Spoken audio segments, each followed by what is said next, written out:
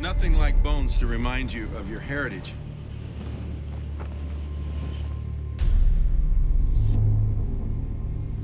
And that's why I like bringing people up here, because it reminds us of our own mortality, it reminds us that we are in a relay race. We're in a generational relay race, and they understood that.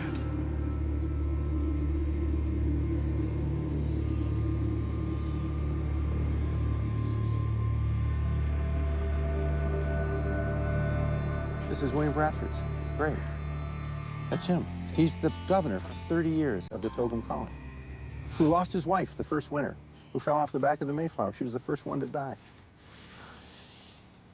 He's one of those that survived the first winter. He's one that went on and became their governor and their faithful leader for all this time. And they built this for him many years later.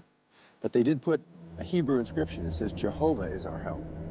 That's from him, because he himself taught himself Hebrew to be closer to Moses, closer to the Old Testament, so he could be closer to God. They had a love for God and a love for their families and a love for freedom that brought them to this world. And William Bradford exemplifies that.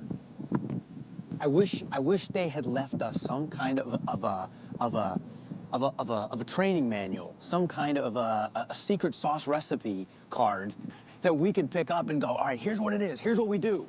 What do we do? How do we get back to that? Now, when the children of Israel were going into the Promised Land, they crossed the Jordan River, and God stood it on in, and they walked across.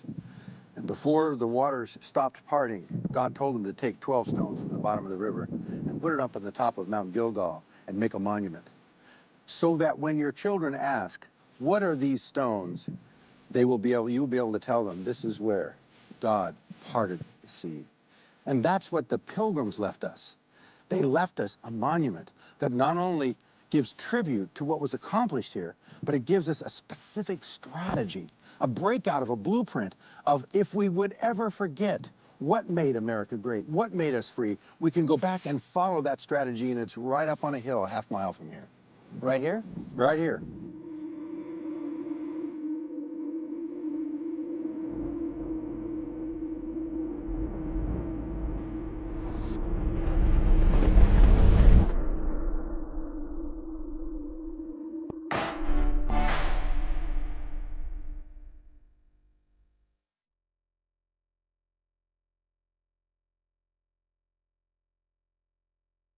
This thing is huge.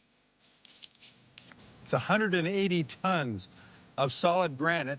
It's the largest granite monument in America, and it's hidden on a hilltop overlooking Plymouth in a residential neighborhood. I've never heard of this. Hardly anybody in America knows about it, and yet the people of America put this together over a 70-year period, paid for by the Congress, paid for by the state legislature in Massachusetts, as a strategy laid out. You call it the Matrix of Liberty, that was given to us by the forefathers, by the Pilgrims. And those 130 years ago, when they built this, wanted to leave this behind for us, so that if we would ever forget how liberty is built, we would know what to do to regain it. This is how they did it. This is how they did it. Now, if somebody else wants to try another way, which is what's happening today in America, we're trying 1,000 ways to turn America around, but this is the way it was done. This is it. The only successful strategy of liberty that has ever been carried out in the history of mankind. Well, let's walk through it. And let's take this strategy apart. What does this mean? What are they trying to tell us here? So where do you start? Her name is Faith. It says so right there. And she is pointing her finger to heaven. Why? For God is. For God is, because her faith is in the God of the Bible, in Jesus Christ. They knew that the only faith that could bring true liberty was a faith in the one true God and his Bible. And you see a Bible there, an open Bible. It's a Geneva Bible. The pages are opened up, which meant that they read it. And as they read it, and as they had faith in God, he gave them wisdom. That's why you see the star on her forehead. She's given wisdom to know how to live in this world. And all of the rest of these statues, each one weighing almost 20 tons, is tied to faith, because without faith, it falls apart. And that's the beginning of it all. Where do we go from there? From here, you need to go to character or morality, and you'll notice... Because that's the internal liberty. That is the internal liberty, which is the beginning of all freedom. She is called morality. Notice that she has no eyes. That is on purpose because she's looking internal character, the transformation of the heart first, and then that brings external transformation. And notice that she has the 10 Commandments in her left hand and the scroll of Revelation in the right. What would that signify? The Bible. Exactly. That if you want to have morality, there has to be a standard, and more than that, there has to be an internal transformation. This is speaking of the need to internalize and allow God to change our hearts and our minds first. Because in England, you had top-down morality imposed on people. Do this, do that. You're moralizing people, but you're saying their morality started in the heart. In the heart. It had to be changed here. They realized Inside. Just because you said you were a member of a church, like the Church of England, didn't make you a Christian. And you see this over on the side. The side statues give an explanation of what the meaning of this is for us. That's why we need the evangelist. You see the evangel here writing down the Gospels.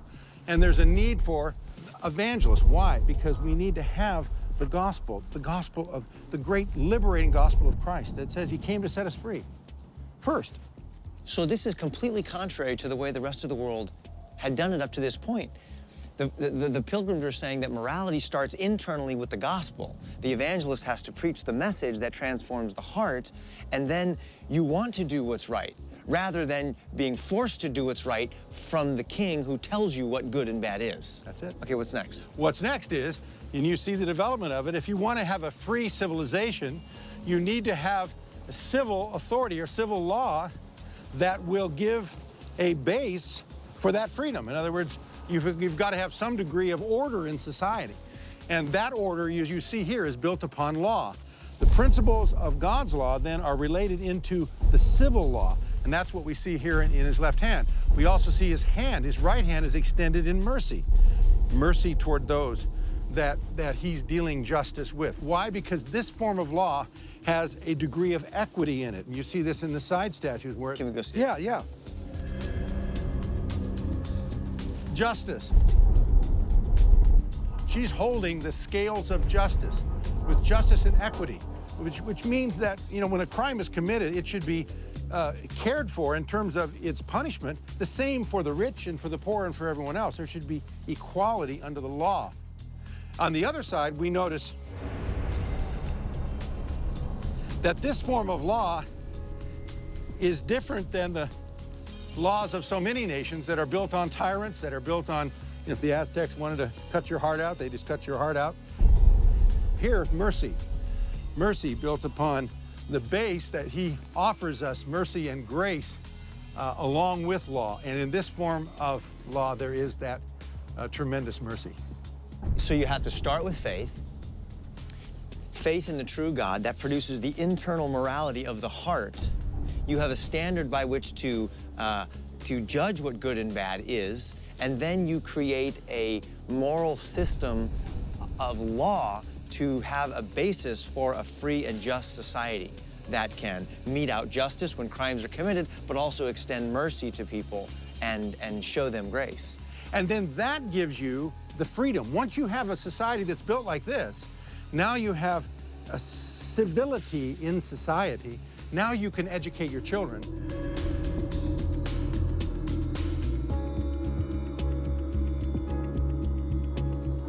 Here, they could train them. And you see the lady here in the statue of education. And she is opening the Word of God or the Book of Knowledge. And she has got the wreath of victory she's wearing, about a 25-year-old woman. She is educating her children, and she is sitting in victory. Why is she sitting in victory?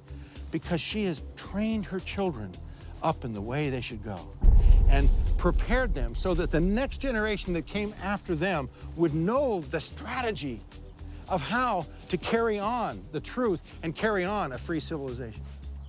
Isn't that amazing? And what's on her side over here? Over here, you see her training her child.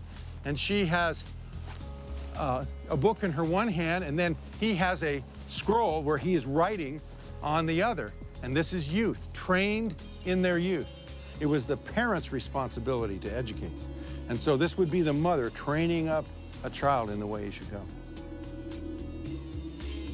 You know what I think is interesting is that they had just left England and left this top-down government system. So when they got here, their idea of education wasn't send your kids off to a government school to educate them.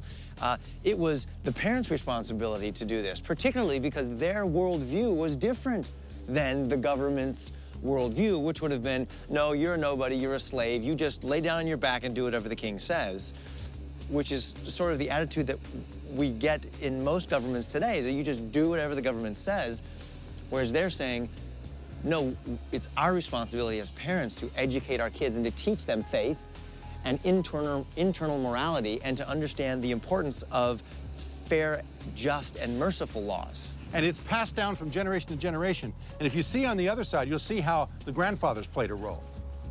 For it's not just the father. Of course, the father and the mother are the key educators. But the key is the hoary heads. Those are the older ones who also have a role. Because you see the guy with the beard here, he's the old guy. And what do you see his left hand pointing to? There's a book, and it looks like you've got the 10 Commandments again. 10 Commandments and an open Bible, okay? And so he, being older and wiser, he knows the commandments, he knows the Word of God, and then he is pointing to that, and then on the other side, what do you see of him?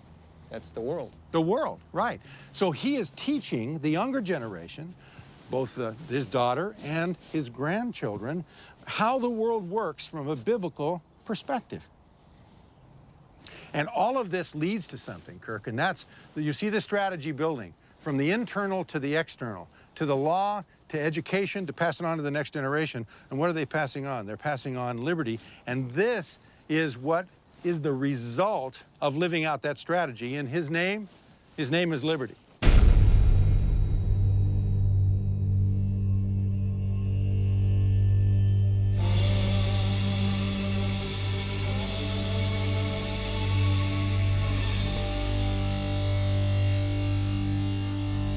We call him Liberty Man. Look at this guy, he's a Liberty stud. hero. Now this guy is not a guy you want to mess with, right?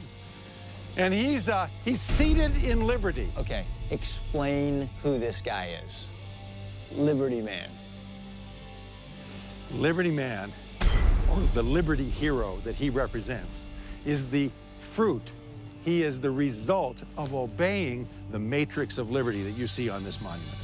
And he is seated in liberty. Now, I want you to be careful to notice these details. Notice that he's holding broken chains in his left hand. Notice that he has, where the chains were, bound to his legs. Notice that he is now seated in liberty. He's got that good look on his face like, listen, I'm free, but I'm looking out, defending my liberty, but I'm free. And notice the claw that is on his right shoulder. That claw relates to a skin that goes around to the left here, and you see a lion's head, an entire lion skin. That ultimately represented the lion of the English tyrant back in those days. So he has slain the lion. He's slain the lion, and that's what it says here on the left. Tyranny is defeated, and you see Liberty Man standing over tyranny with his foot on the chest of tyranny. He's holding tyranny down. And again, the Pilgrims won this victory without violence of any kind, except living out God's principles. You know, one of the things that's striking me is the fact that this is talking about our forefathers, the Pilgrims, but this guy is not some wimpish little religious guy. I mean, this guy is a stud, right? Yeah. He's strong. He's looking out. He has just defeated a beast, and he's got a sword in his hand. That's right. And he's here to protect, right? That's right. He's here to protect his family and to defend the laws that they have made, and ultimately to defend their values and their character, their faith. Exactly, exactly. And it shows you that if you do it right, you can be strong as an individual, you can defend liberty, and if need be, you can fight. You don't want to fight, but if you have to, you're ready. But the point is, because you've done it God's way, there is a long-term blessing that goes with it. This is awesome. This is it. This is it. So, Kirk, this is that recipe. This is that strategy, that matrix that was what built America. This is it. And if we want to try something else, yeah, people can try other things. But in the history of the world, the one strategy that has brought more liberty, more prosperity, and more joy than any other is this strategy. Why would you go anywhere else?